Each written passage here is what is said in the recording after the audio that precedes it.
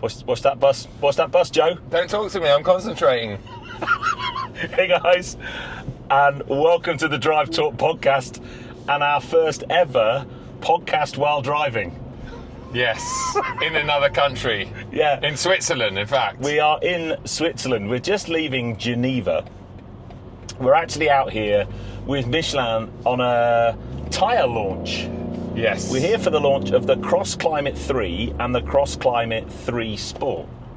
We've had our technical briefing. We have. So we'll give you loads of information about the tyre, and then we're on a bit of a road trip to experience the Cross Climate all-season tyre. Yep.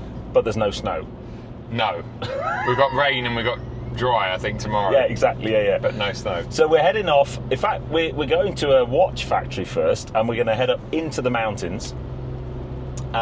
So what we thought we'd do is catch up, do a podcast, and also tell you about the Cross Climate 3. Absolutely. While Joe navigates his way out of Geneva. There's so much going on. We've literally... You turned the cameras on 10 seconds after leaving the hotel. Hello. So right, you've let's really, go. Come on. you've really stitched me up here. By the way, we're in a... Oh. Well, I don't know what brand it is, but it's an X125e, Yeah. because all the badges are covered up. So I couldn't tell you if this was a BMW X1. The most random thing ever. It is. Covered all the badges up of the cars. So Yep. yeah, so we're in this, and then we got a 2 Series something. In fact, there's one going past now. So we're in one of these. Oh no, that's the support car. That's an Opel Grandland. Wow. What a name that is. Grandland. What a god tier car that is. Catch up first. We had a very interesting flight out here, didn't we? So We did. The flight was just over an hour. Yeah. In the air? Well, I think we should give Heathrow some credit. So we went out of T2. Yeah. From the second we walked into the terminal to the second we left security, 5 minutes. Yeah. It was just like that. Boom. Yeah. So I'm getting a speed bong. I'm You not got actually. a bing bong. How do you Yeah. turn bing bongs off? I don't know. I thought usually it's the set button. Oh, why is he slowing right down I now? don't know. Oh no. Thank you. We can't. Yeah. So if only I was with Like shortcuts. an automotive journalist No, that they're spent not in there. lots of time This is all 80. I don't want to. in While we're on BMWs. this topic, don't speed ever, but especially when in Switzerland. Yeah. Because they will physically pull your pants down and take all of your money. So Yes. that's why I'm completely distracted at the moment. And do you know the best bit is I'm just having a quick look in the. Oh, here we go. But it's in French, so I'm just trying to. I feel like we are a couple of tourists. Oh, look at that. Oh, Jaguar, look at that bed. What? Oh. Oh. So yeah, so we get to Geneva, and thanks to the wonders of Brexit, and also me needing to go for a wee. Yes. Yeah. Yeah. Equally, 50% blame. Yeah, pretty much. We came out, we were the first off the plane, walked down towards passport control, there was no queue, popped into the toilet to go for a wee, came out, and there was the biggest queue in the world. And the queue to get our passport checked took longer than the flight from Heathrow to Geneva. It was bad. Yeah. Really bad. So yeah, so catch-up wise, there was a few. We were going to do this pod actually earlier on in the week. What happened? Your internet was rubbish again. So we thought we'd have a general catch-up. I think the first thing we wanted to do, just very briefly, was just send our thoughts and condolences to everybody at Bicester for that horrific fire and incident. Obviously, 3 people have lost their lives. There's people desperately ill in the hospital, and it's a venue that we've both been to lots of times. Yep. And it's just so sad. Yeah. So we just wanted to kind of send our thoughts and condolences, really. Yep. And hope those that are injured can make as good a recovery as possible, and thoughts are with the people who have sadly lost their lives. So that was just really sad, really nasty incident as well. Sure was, yeah. More happy news. Good. Should we talk about fake followers? Maybe not on this trip. No, because there's quite a few fake followers on this trip. So, shall we have a quick chat about Cross Climate 3 and then talk about cars, or should we do it the other way around? Do it the other way around. Okay, yeah. we'll leave the good stuff I to can't the tell end. you anything about Cross Climate 3 because I've literally driven 3 miles on it. So. But can't you tell me what the one feedback second. is? Yeah. If only I knew what car this was, then I could sort of relate to. Exactly. Yeah. Now let's talk cars first. Okay. I'm still trying to turn off the bing bong. But there should be a car. Here, right. Go into there. Yeah. See, this is the problem with modern systems. They are so distracting. I am in the thing. Look, vehicle. Vehicle. Vehicle. Connected store. Okay, there should be safety. Apparel, mobile, live vehicle. No. What's that? I should know, really, shouldn't I? From memory. Pretty much, yeah. But this is iDrive 9. This is the latest one. This is newer than what's in my M5. There we go. Vehicle. Oh yeah. And then. This is it. Oh, here we that one. Yeah. Top one. That's it. Speed. Yes. There we go now. I think that's it. And then lane departure off. Yay. And let's put that save it as a, no. Anyway, there we go. Oh, we can do 120 now. Oh, cool. There we go. Let's pick the pace up. I'm going to set the cruise control so I don't need to focus on that. Yeah. Because we are filming a podcast, Ben, remember? I know. Oh, yeah, sorry, I forgot about it. So, all right, we were going to chat about new cars, and the reason for this one was the spy shots that we saw on the internet over the last week or so of the GT2 RS at the Nürburgring. Have you driven a GT2 RS? No. I have. Ooh. I drove the 991 GT, and that was it. It's a proper bit of kit. Yeah. I mean, you are Mr. GT3 RS. Yeah. Right? Having just spent lots of time driving around Spa in one. Yeah. Imagine that with the Turbo S engine in the back and rear-wheel drive. Yeah. And actually, I think they were saying that the GT2 RS 992.2 is going to have like 700 horsepower or something. I mean, it's crazy.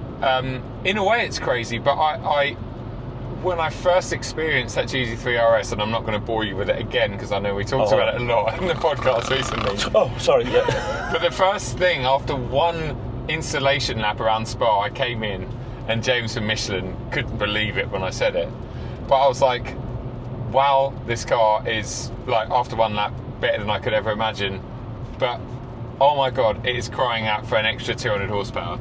Because you get used to that speed, because the car's so stable and so capable. Yeah. That 500 horsepower with all that aero, for you and I, who get to drive a lot of fast cars like this X125E,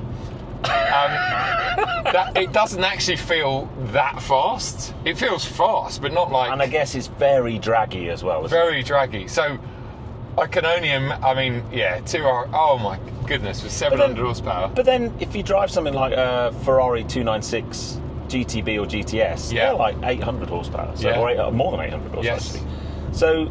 Actually, in the crazy world that we live in, it's not that crazy. Actually, that crazy anymore. No. I mean, back in the day, I drove a 996 GT2. Yep. And that was a bit hairy. Yes. Because you I don't think, even though it was a long way into the 911 development, I don't know whether Porsche had really completely nailed the whole engine over the rear axle thing. Whereas nowadays they have, right? Just ridiculously capable car. Yeah. With the engine in the wrong place. They fixed something that shouldn't have been able to.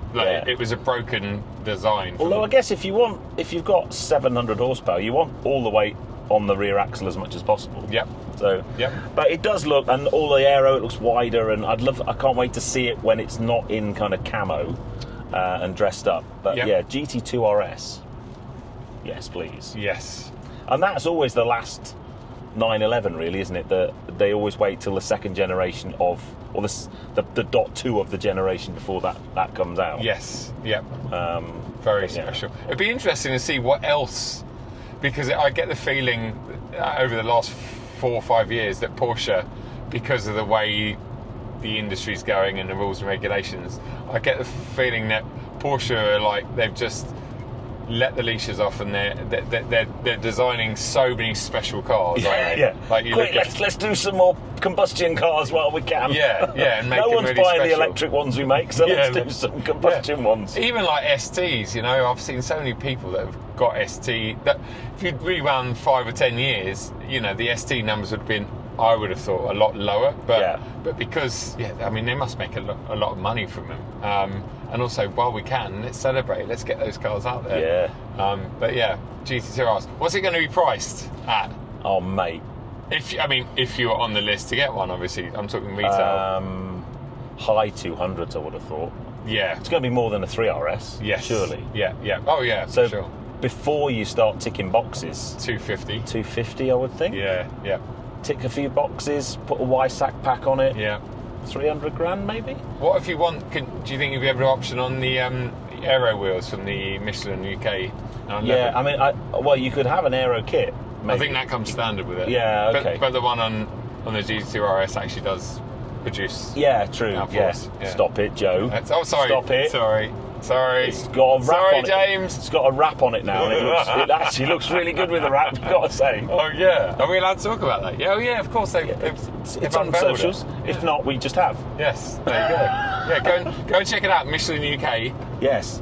You should actually. We don't shout out Michelin UK's Instagram page enough. You should give them a follow. I mean, we kind of reshare lots of their stories, but there's some really cool stuff on there. There is. But yeah, definitely go and check out the 911, because there's some. You've got a video coming, I guess, soon on your channel with it. Yep. But that's pre-wrap.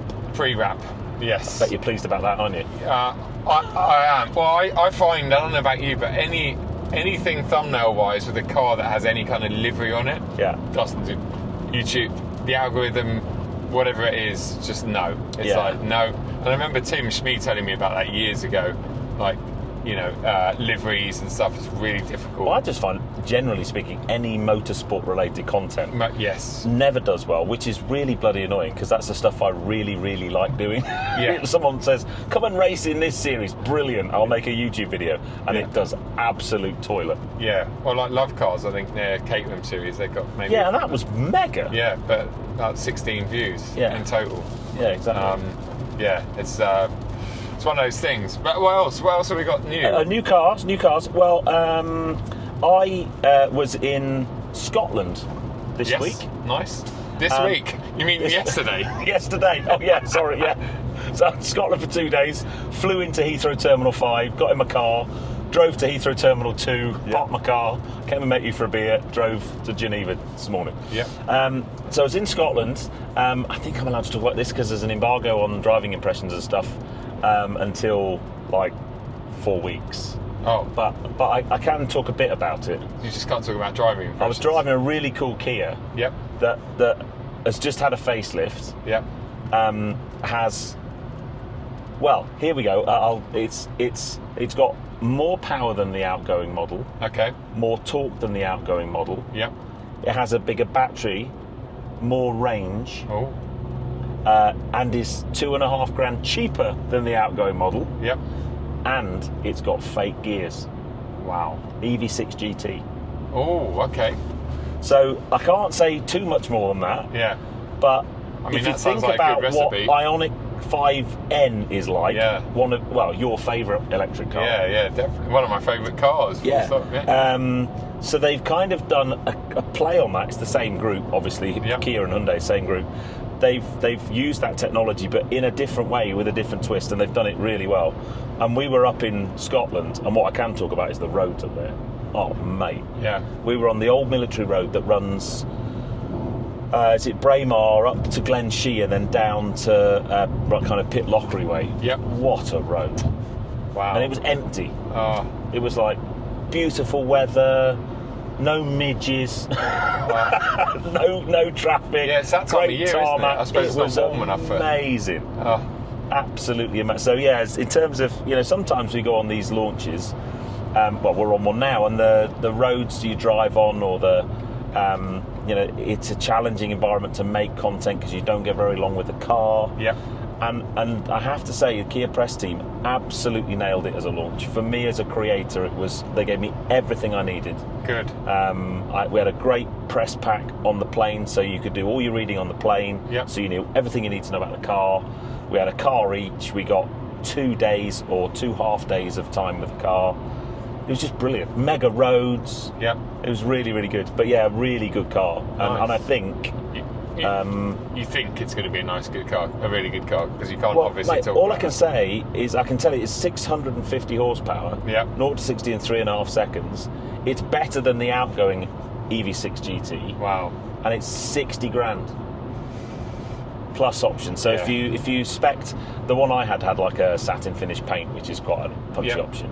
Yeah. I wouldn't spec that anyway. Like you said on the previous podcast, if you want satin finish paint, Yeah. buy a shiny car Yeah. and matte PPF it. Yeah. Yeah. Because Then you get the best of all worlds. yeah, don't exactly. you? Yeah.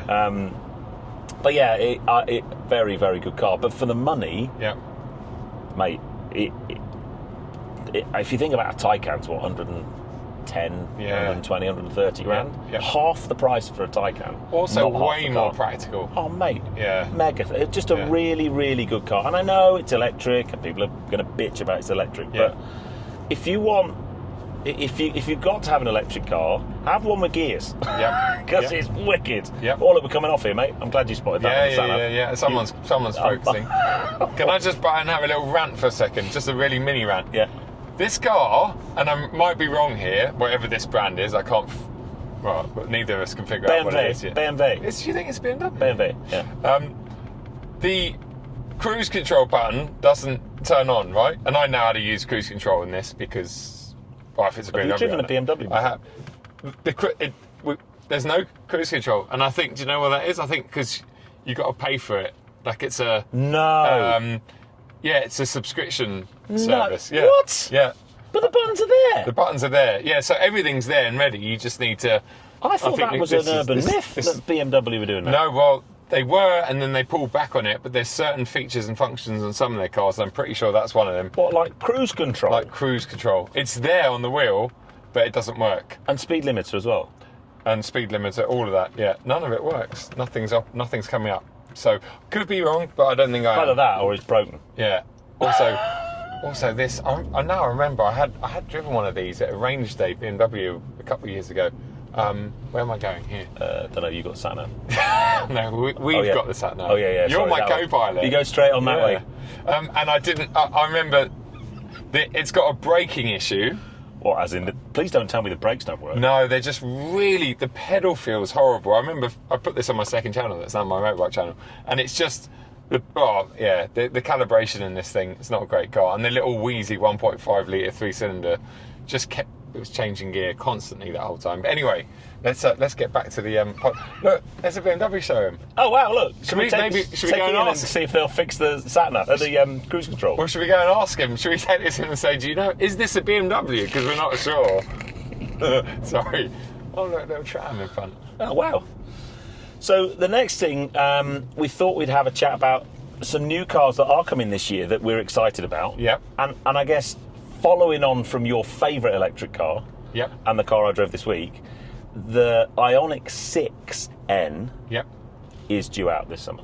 Yes. Now, I'm not a big fan of the styling of the Ioniq 6N, if I'm honest. It's a bit gopping. It looks like it's been made of plastic and then parked next to a fire, and it's kind of melted a little bit. Is It's it? like a big slopey. It looks like a big extended Beetle or an old Saab. Yes. Yeah, a bit 911-y, but that's giving it maybe a bit too much credit. Yeah. Ooh. Yeah. Maserati. Ah, it's a Maserati. Maserati. Hey. Wow, it's still working. And it's wow, it just lost so much value going on that roundabout. Depreciated 10 grand. Is that Euro notes falling out the back of it? If you're listening to this, it's probably this is we haven't talked about that, have we? No. This is probably almost definitely a podcast that if you listen to it and you enjoyed it, I mean, I'm hoping here, then it's worth watching as well. Boys on a road trip. Because the fact we haven't been able to physically get together much this year because we've just been so busy. Or maybe I've been so busy. So we're doing the online ones, which are going down really well, and on the audio platforms doing brilliantly, because it doesn't really matter whether we're together or not on an audio platform. No. But when we do physically get together, they are ones that you should watch. Or when we do the car challenges and stuff, I'm Yes. still dreaming about that Ferrari challenge car I found. Yeah. But this one definitely, because we are now driving up out of Geneva. In fact, Lake Geneva's just to our right over That there. is stunning, isn't it? And we're driving up into the mountains on our way to a watch factory. Yes. How are the tyres feeling, mate? They're pretty good. Are they round and black? They feel round. They feel... No, I mean, jokes aside, I mean, we've been on a very boring motorway, but ride quality's nice. It's and it completely silent. Yeah. There's absolutely no tyre roar. So, yeah, ride quality and tyre roar, I can report back is... Can you send it round this corner and just try out the grip? Well, at least I'm staying in my He's all lanes. over the place, isn't he? Yeah. I mean, he's clearly not on Michelin. So, other new cars, because I was with it last week, it's another electric car, sorry. I'm getting a lot of flack on my channel at the moment because I'm doing lots of electric cars, but lots of new cars are electric. It's like it's not a choice necessarily. Oh, is that a... Yeah, well, maybe they're just giving you flack because you're paired. I mean, me and Patrick give you a lot of No, flack. that's true. So. But so I went to see the new Nissan Micra. Oh! Ow! Ow! Which is basically a Renault 5. Okay. Built in the same factory. Yeah. So, and I've seen some comments on my video I put out yesterday that people are saying, Nissan are basically just jumping on the coattails of Renault and they've sold out, just basically using Renault 5. It was a co-developed car between Nissan and Renault. Yeah. It's built in the same factory. Did you say that? Is that in your video? Yeah, but nobody, they don't listen. Probably yeah. someone watched the first 5 seconds and then said I was an idiot and they hate electric cars and I basically should die. Yeah. Oh, nice Mini. But it's got the same windows, roof, so everything above the hip line really literally is. Oh my God, that bus didn't give us much room there. I don't know how close Did you see him drive on the pavement? See, I don't. He must have curbed his wheels there. Maserati! Hey. But yeah, but it's... Oh, you just don't indicate then. We're in the BMW. He did We're not indicate. meant to indicate. Right at the last minute. You haven't got your glasses on. But he actually started turning in before he put his indicator on. Oh, yeah. Oh, look, spank it. Go, wow. Joe. Go. Look, that's a vineyard. No, mate, we're in... This is like 50 zone. Which is 30 mile an hour. Do not speed in Switzerland. Yeah. So, but all the bodywork panels are different. And I think it's a really interesting car. There's no pricing been announced yet. Okay. But you'd think it's going to be either the same price as a Renault 5 or maybe a little bit less. Yep. We'll see. But it's got the same battery, motor sizes and stuff. But it's a really cool little car. And Renault 5, they can't basically make them fast enough. So if you want to order a Renault 5 and you don't want to wait for your Renault 5 to be made, order a Nissan Micra. You get it faster probably. Yeah, I mean, you showed me pictures of it last night. That sounds a bit suspicious. Oh, no. Oh, 1 second. What we haven't talked about. Sorry, we're going to be jumping back again. Yeah. If you're staying, and this is not a paid thing or promotional thing, unfortunately, but if you need a hotel at Terminal 2, there's a Hilton there that's been there. Yeah, it's been there a few years now. Hilton Garden Hotel. It's really expensive because it's premium. It's in the hotel in the airport, literally just next to the car park. But they have a roof garden bar, don't they? Terrace. And if you like your planes, like we do, and even if you don't like your planes, it's like the only way we can describe it is, what are those, you see them on Instagram, and like little plane model villages. Yeah, like when you have people have like a model railway on a tabletop, and you do the same thing with an airport, and you've got like the planes coming in with a little stick under the table. Yes. It was like that. Yeah. It was like, look, he's passing on, he's going on. Yeah. Look. You can hear that 3-cylinder now. Yeah. It's a good bit of road, this, look. Yeah. How do I get? Let's give me Put it in manual. sport mode. There Put it we in go. sport mode. Yeah. I think I'm in. Where am I? I should know this. Where are my modes? Is there a mode button down there? My modes. My modes. Ow! Give me sport. Oh, yes. There we go. You're in sport mode. Oh, yes. Oh. Mate, that performance is making me feel ill. I can't handle it. But yeah, anyway, so the sport bar, the terrace Runway roof bar, thing, it's called, yeah. You could be watching all the planes going in. Every now and again, an A380 would land, and Joe would have a moment and go and relieve himself in the loo. Yeah, I mean, it was a really good night. It was a very good night. So where were we? We're back. I jumped out of. So the new Nissan Micra. Yeah. So, but explain to me, because I really like the new Renault 5. It's electric, you know. I know, but I like the concept of it. Yeah. I like small electric cars. Yeah, I've never they been make against them. complete sense. Yeah. And I think it looks. What I love about that is the aesthetics of it. Yeah. It looks very similar to. Well, it reminds me of a modern version of the Renault 5, which is exactly. So why would you buy the Nissan? Let's say they were the same price. Why would you buy the Nissan over the Renault? Because you can't get Renault for a year because of the back orders or whatever. I guess the obvious one would be you're a Nissan fan, not a Renault fan. Okay, so apart from those 11 people, that's really harsh. I think the interior. They've got 3 trim levels in the Micra. Yeah. The top spec trim level is really plush. It's really premium. It reminds me a bit more of the Alpine A290, the GTS.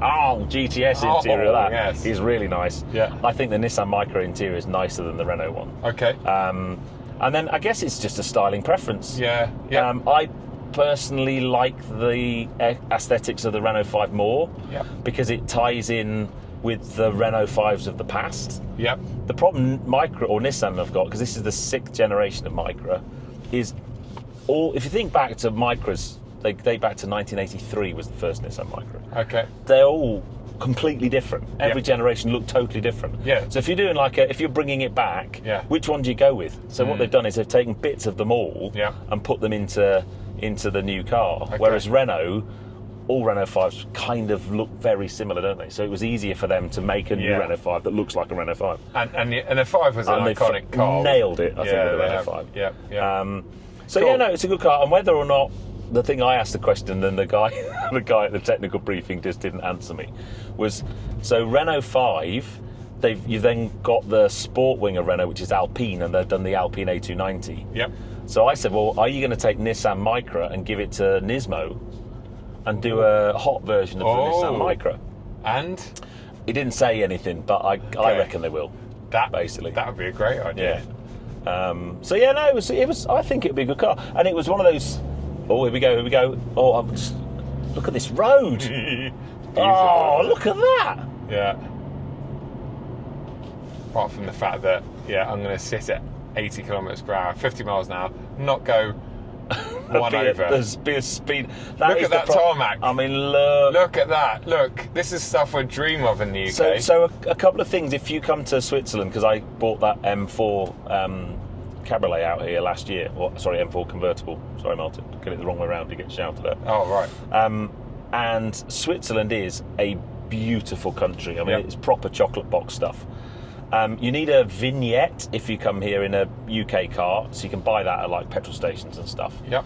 And I think Switzerland, you buy an annual one. I think because I know when I was in Austria, you could buy a month one. Yep. So you have to do that. If you haven't got a vignette, if you drive your car from the UK into Switzerland and you don't have a vignette and you get stopped, it's bad times, isn't it? Yes. Really bad times. Yeah. And then the other thing is the Swiss police hate people driving fast. Yeah. And if you get done, or riding fast, or just driving irresponsibly, if you get done, they're going to basically haul you over the coals. It's not a good place to come. So, in a way, it's an amazing place to bring a car and do a road trip because the roads are beautiful and the scenery is amazing. Yeah. However, just be aware. Oh, that's a tight one. Now, right. So, we are going to finally get to Cross Climate. This car only has Cross Climate 3, but the really interesting thing we're going to talk about in a bit is they've done a Cross Climate 3 Sport for the more faster ones, which is what we're in a bit later. We could do a podcast from that one. Cross Climate 3 Sport podcast. Yeah. So, what new cars for you that aren't battery? Look at this car, look at this road. Well, the first one to talk about that I think is coming out very soon in the next few days. I think there's an embargo lifting early next week.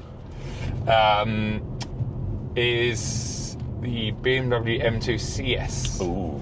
And I know it's a car that BMW people have known was on the books. There's been lots of spy shots of it, so I'm pretty convinced that it's definitely coming. Yeah. And I'm pretty convinced there's an embargo coming very soon on that. Would you be? What's that? Yeah, I wonder how you'd be with him. Well, no, it's all guesswork. Yeah. What happens here? Well, do you see all the road what markings? Was that? Oh my goodness! Oh my god! Whoa! Oh my! Some replaced. So because the old M2 CS. Yep. What was the old outgoing G? What's F87? That was the one. Yeah, the one like mine. But so you can tell I'm not a BMW person because I don't speak in F87 and G80. No, I still get him a bit wrong sometimes. But yeah. So that car, I remember driving the manual one at Bicester actually. The black one. The black one with the gold wheels. Oh. What a thing! So lighten it, put some carbon body parts on it. Yeah. Give it a bit more poke. Yeah. Play around I would, the same recipe that they've used for the M3 and M4, I would assume. Yeah. So one of the biggest standouts of all the recent CSs from BMWs is the ride quality. The handling, yes, a little bit more, but the ride quality is so much better, which doesn't make sense because most people see CS and they just think, oh, it's going to be stiffly sprung like a track car. Yeah. But although it's quicker around the track, it's actually a bit more pliant on the road. And obviously, better suspension quality gives you better handling anyway, right? Yeah. So I'm looking forward to seeing that. That'd be good. And hopefully driving it at some point. As long as they don't make it be like £1 million or something. Yeah. I wonder. Guesses below if you're watching this on YouTube. Let's have a guess. And then we can tell you, or you can watch when a potential. What happens to that road marking there? I don't know. Why isn't there a roundabout in the middle of that? I think you're not giving me enough credit here, Ped. There's been so much to focus on. When I watch this back, my eyes are going to be like everywhere, but looking at the camera because I'm just like. So answers on a postcard, or put it in the comments. Let's guess how much the M2 CS is going to be. What's a standard M2? They're about £70,000 base on the road. Okay. Yeah. Right. Okay. So, I'm going to say it's going to be six figures, early hundreds. Yes. 105.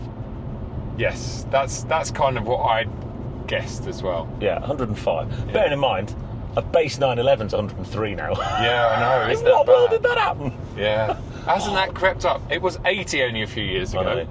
I'm sorry, but we're just driving into this absolutely amazing countryside. Okay, so M2 CS. Anything else on your radar? I think I put something else in there. An Audi. An Audi RS5. RS5. Yeah. Yes. Ooh. Yes. Now, hold on a minute. Here's a question. So it's an RS5. What body shape's that going to be? Because I got confused. So the RS5 is going to be the replacement of the RS4, which is an Avant or an Estate. So it's not going to be a coupe then? No. Right. And it's not going to be a. Hold on a minute. Is that because? It's not a 4-door. No, but so they were going to do petrol cars were going to be odd, and electric were going to be even. So they made the S4 an S5. And then they changed their mind, and then everything else is just going to stay as it was. They changed their mind, but because they've done it with the S5, the RS5 is now going to still be an Avant. Yeah. Oh, it makes a lot of sense, doesn't it? Yeah. So the RS5, which used to be a coupe, is now a competitor to the used to be a M3 coupe Touring. Yes, exactly. Oh, and a coupe and a convertible. No, but more recently you could get it. Or where are we going here? Do you think? Up there. You reckon? I reckon. Yeah. Up to the left, and then round to the right. No, but you could get an RS5 4-door, the 5-door thing with a hatch, couldn't you? What were they called? A Sportback. Sportback. Oh, right. You could get an RS5 Sportback. Yeah, but now it's a 4-door estate car. Yeah. And that's that. So that'll compete with the M3 Touring. Yes. Well, that's what their aim is. Good luck. I mean, I've driven the new. Have you driven the new S5 yet? No. I mean, I wasn't blown away by it. I don't think it looks great. I don't think it drives that well, and I think it's massively overpriced. No, really? And it's a shame because Audi have really teased us with some great drivers' cars recently, like the current facelifted, or the pre-facelift even, RS3. Yeah. the RS4, which is getting old now, but that's still a great car. The RS6 Performance, fantastic bit of kit and a good driver's car. So I thought the S5 was going to be fun and not, but actually it seems to have gone back to, in my opinion, numb. Not fun, numb. A bit like the old Audis of old. Yeah. So I'm worried that the RS5. I'm worried that it might be too similar to the S5, but let's hope it's more like an RS3 or an RS6. Is it going to have a V8 in it? No, it hasn't had a V8 for. I thought they might bring it back. Oh, I don't know. I'm saying no. I assume it's just going to be the V6 with a mild hybrid in it. Yeah. Oh, yeah. So away. I don't know. This is all. Yeah, I'm guesswork. Hypothetical. Yeah. Wouldn't it be great if people tuned into a podcast with two automotive journalists that actually knew what they were talking about? Well, this road! Yeah, but Sam and Tony don't know ever what they're talking about. Well, really, that's true, actually, yeah. That's a very good point. Oh, dear. Oh, Arctic 5. Oh, what a piece of road. Yeah. How long have we been going now? Look, God, we've been talking like half an hour. Half an hour, yeah. So come on, let's start doing some tyre reviews. Yes. So honestly, if you want to see a really good review about these tyres, go over to our good friend Jonathan Benson's tyre reviews channel, because he's actually already reviewed these tyres. I was just about to say, we knew we were coming on this for a while. We're like, we've never been on a tyre launch before, and is there an embargo? And then literally Monday, Jonathan dropped a video telling you everything there is to know about this tyre. But so. Cross Climate, 10 years since they started making the Cross Climate, and that is an all-season tyre. So I'm going to kind of go back to basics a little bit for people and just say, fundamentally, there are summer tyres, winter tyres, and in the middle, an all-season tyre. Right? And if we think about the UK market, the vast majority of people just drive around in summer tyres all the time. Right? Now, the challenge of summer tyres is, as the name suggests, they're really designed to work in warmer temperatures, and they'll deal with wet and they'll deal with dry. But if you get below about 8 to 10 degrees, depending on the tyre, then the rubber compound isn't quite working properly and the grip isn't so great. And if it does snow, then they're just very compromised. Right? So you go, okay, I'll put a full winter tyre on, and in some parts of the world, where we are right now, it's a legal requirement for you to run winter tyres in the winter.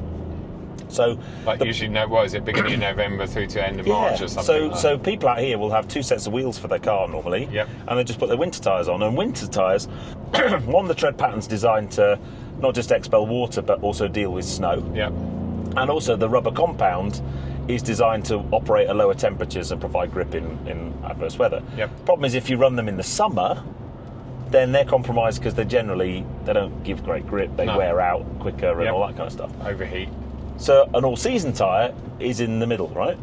Am I doing all right here? Yeah. So an all-season tyre is, as the name suggests, something you could run all year round. And for the UK market, is like the perfect tyre. And they made the Cross Climate, and they did the Cross Climate 2, which has just become this massively successful tyre, and we've just had this technical briefing. I have to say, it was like the best technical briefing I've had on any launch or any press activity I've done since I've been in YouTube. Especially when you factor in that I've forgotten her name. Lovely lady and guy that were responsible for the development and the design of the tyre. But when you consider the subject, I mean, they're talking about a tyre, and we love tyres. Even we would normally get bored talking about a tyre for half an hour or an hour. But they, like you said, they absolutely nailed and described everything so well. Because the guy was a tyre designer, so he predominantly did like the tread pattern and the makeup of the tyre. And she was basically a compound scientist. She did all like the rubber compound stuff. Really, really interesting. But they were saying that the all-season tyre market has gone from, I think it was, I've got my data. 8 million. 8 million to 49 million in like the last 5 years. 9 years. Unbelievable. 9 years. So look, we're getting up into the... And that's throughout Europe. But it's funny because they were saying when they initially launched the Cross Climate 1 10 years ago, as you said, the interest back then was a bit like, really? But it's become such a big seller for them, such a popular tyre. But I think talking about, you talked about a summer tyre and you talked about a winter tyre, and they both have, as you explained, completely opposite values. Yeah. One is designed to do this and the other one's designed to do that. And to make a tyre, and I'm not just saying this because it's a Michelin, sponsored podcast and we're at Michelin launch, to make a cross-climate tyre that performs everywhere, and then you factor in the Cross Climate 3 Sport, which I can't remember what she used as a terminology, but it's literally throwing a whole nother bag of spanners in the works, because it's then throwing another additive or another compound, something else that you need from a tyre that is already so confused about what it's trying to do. I think the way she explained it was really good. She said there's her two biggest problems as a kind of compound tyre designer is, in terms of the rubber, you want it to be, on the one hand, soft, so that it digs into the tarmac and gives you grip. But the problem with that is that you'll get more wear and more drag, and it's not as efficient. So to make it more efficient, you make it harder, but then you get less grip. So you've kind of got this you want grip, and you want it to wear well, and you've got to find a balance somewhere. The weather's turning really bad now, mate. It's Could we get some snow? It's 4 degrees. Really? Yeah. And then the other one is temperature. You've got to do that over a range of temperatures. So Cross Climate 3 is like the ultimate evolution of Cross Climate 2. But as you said, they've now done, because it was never really aimed at a more performance-oriented car. No, it's aimed at someone like my dad, who has a Volkswagen Passat. Or Pat, who also has a Volkswagen Passat. You can put them on other cars apart from a Passat. But it's aimed at, again, someone that just gets in a car. My dad would get in a car, and they do lots of road trips up and down the UK mostly these days. But he's driven that in snow. I think he put him back 3-4 years ago. And he never needs to worry. He just jumps in his car. If it's sunny outside, they work really well. If it's raining outside, they work really well. If it's snowing outside, they work really well. And so it's aimed at that customer. But then they've released the Sport, which is kind of, so it's a sport tyre, but not a high performance tyre. So it would be for your Golf GTI is it the 235? M lights, so M235, I assume M340, that sort of thing. Tip it in here, mate. What's the understeer like going around here? Look, is it good? Well, I have to say, they feel, the tyre, everything feels really good. I mean, I'm not pushing this car, but it feels really nice, because the early Cross Climates felt very similar, in my opinion, to more like a winter tyre. You could feel the car moving around a bit, but the 2 was much better, and the 3, the biggest improvement, and something that when I speak to Jonathan Benson about the 2, he said the biggest area they needed to improve with the 2 was wet weather grip, so braking stability and braking distance in wet weather. So that's something I think they even said in the briefing that they've improved massively with the 3 is wet weather grip. But it's mind-boggling that they can turn such a confused tyre into such a complete product. Well, the bit that's amazing is, so we've called it an all-season tyre, so you can run it in the summer, but it's also what's called 3 Peaks certified. So if you look at the sidewall, there's like a little picture of a mountain on it, and that basically means it's snow certified. So when you come to the mountains like we are now, in the winter, there are certain parts of, or certain countries you go to, certain roads you go to, where you either, by law, have to run snow or 3 Peak certified tyres, or put snow chains on. So you can run a Cross Climate 3 as a summer tyre, and then drive it to your skiing holiday and drive up into the mountains in the snow on the same tyre, without having to take snow socks or snow chains. It's nuts. Are we back in Scotland, by the way? I know. Actually, our weather in Scotland was amazing, but what a place. Look at this. That's a dry stone wall, isn't it, or something? That is beautiful. It's unbelievable. So so the Cross Climate 3 Sport is, I think they're available in 18-inch sizes up to 20-inch at the moment.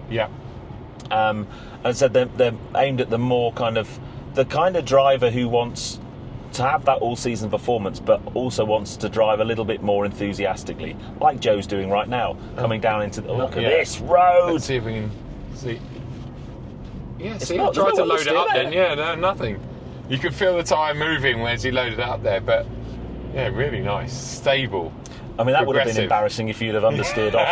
yeah, look, As we watch just this. Speaking of the tyre off, watch this. What a road, look. Oh yeah. So when we came out here on a tyre launch, we were like, never been on a tyre launch before. And what they're doing, what they've given us like a set of roads and driving experiences to try and demonstrate the tyre. We're on the standard Cross Climate 3 at the moment, and then this afternoon, or later on today, because it is the afternoon, we're going to change cars and go in a more sporty car with the Climate 3 Sport. Look at that. Oh my goodness me. It's stunning. Wow. Yeah, I'll load it up, baby. Into second. Ow! Ow. Oh yeah, the brakes in this are awful. It's the pedal feel is so bad. Mate, I mean, this is perfect weather for testing the tyre because there's no standing water, but it's damp. Yep.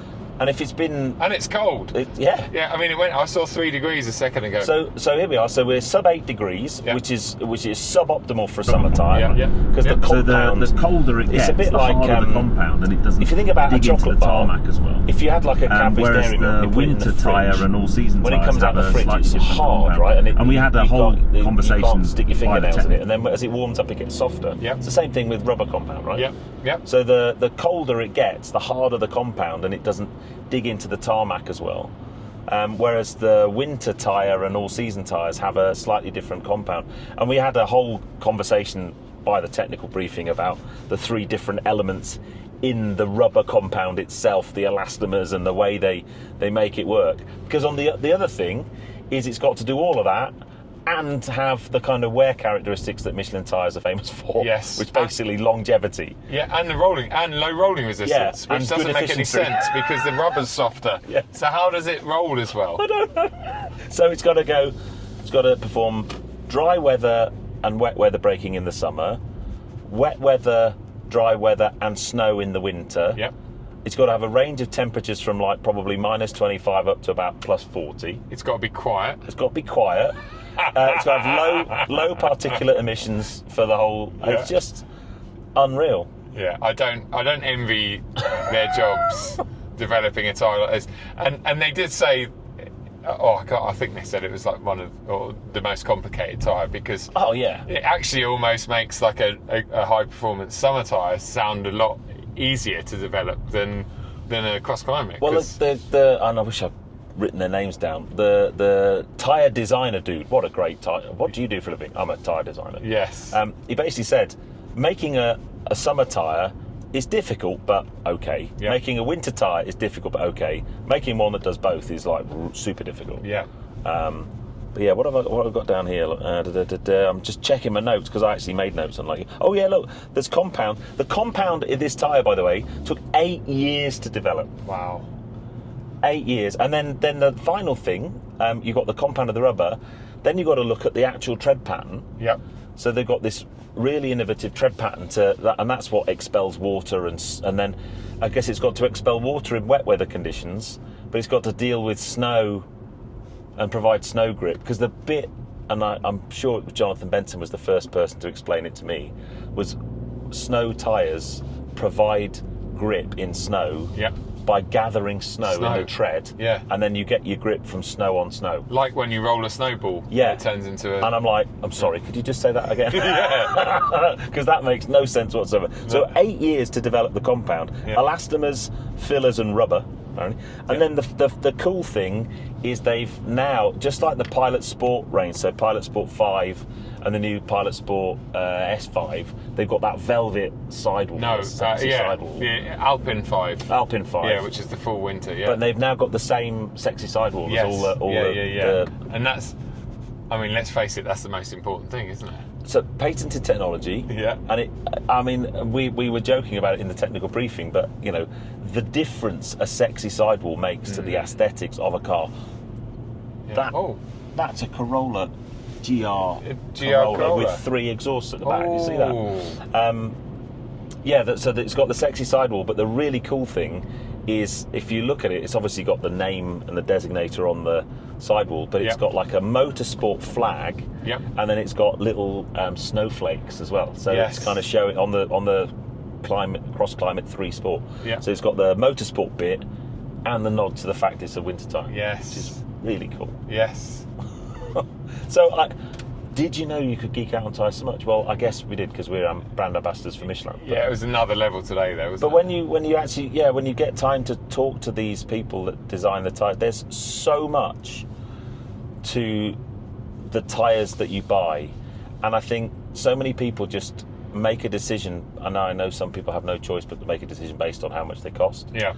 But honestly, I think from a financial point of view, especially if you live towards the sort of Midlands upwards, so having a dedicated set of winter tyres is actually quite an expensive thing to do, because you have to have another set of wheels, or you have to have somewhere to store the tyres. Yep. So actually just buying a really good quality set of all-season tyres and spending a bit more on them, you're actually probably saving money, because you're not got 2 sets of tyres to run. So money and hassle. Yeah, and you just leave them on the car. And they look great with the sidewalls and stuff, and they perform in all conditions. And for most people, now we asked a question about sort of like, use the example of a 911, they're not aimed at that kind of super high-end, high performance. They're more the kind of hot hatchy type things, I guess. That's very random. Just some horses just sound really they look really well looked after. They're not like mangy old things. Swiss horses. So they kind of make sense. But when you talk to the team responsible developing it, and you realise just how much effort goes into that. And then they were saying that they're working with a lot of OEMs to create OEM marked cross climate tyres. Yes. They're a bit tight-lipped about which OEMs that they were talking to, but I think there's an announcement coming out quite soon. And that, for me, is a demonstration of how important OEMs value that tyre and the ability to kind of there with us. Oh, we're here, look. We got we got to go round the roundabout. Look! This is like the perfect time to end the podcast. Oh yeah. Oh, I thought you were going to say perfect time to go sideways round the roundabout. Yeah, you could do. You'd never. No, that's really irresponsible. Yeah, it'd be funny though. So there you go. We just recorded a podcast, and we're now at a watch factory apparently. Yes. Do we just stick it in here? I think so. Yeah. Yeah. Oh look, there's another. No idea what it is. X1. Yeah. So guys, there you go. So we'll put a link or just head over to Tyre Reviews, to Jonathan Benson's review, if you want to learn more about Cross Climate 3 and Cross Climate 3 Sport. And that's it. Yeah. Make sure you subscribe and give us comments and give us a follow on the Auto Podcast. Yep. And check out Michelin UK's Instagram page and give it a follow. Yep. And should we go and look at some watches? I think we should. Yeah. Do you reckon we'll get a freebie? I hope so. Doubt it. No. Maybe some But chocolate. well done, mate. You didn't crash. It was good. No, I know. Yeah. I'm sorry. I was very distracted. No, there. that was awesome. Yeah. We've just, I was very impressed that you managed. left-hand drive car in right-hand drive country. I don't know if you noticed, but before we turned the cameras on, as we're coming out of the car park, I went up the first level because we're in the -3. I went up the first level in the left lane. Oh, mate, as we're coming around the corner, I was like, oh shit. Did I tell you when I did Kia EV3? I had the car parked at the side of the road doing all my kind of bits of camera. Got in it, drove it up the road. I did a mile on the wrong side of the road, and I'm driving along, and then I saw this Tesla coming towards me. I'm like, the fuck's doing on the wrong side of the road? I went, I'm in Portugal. It's dead easy. It must happen all the time. There you go. Anyway, right, easy now. Easy now.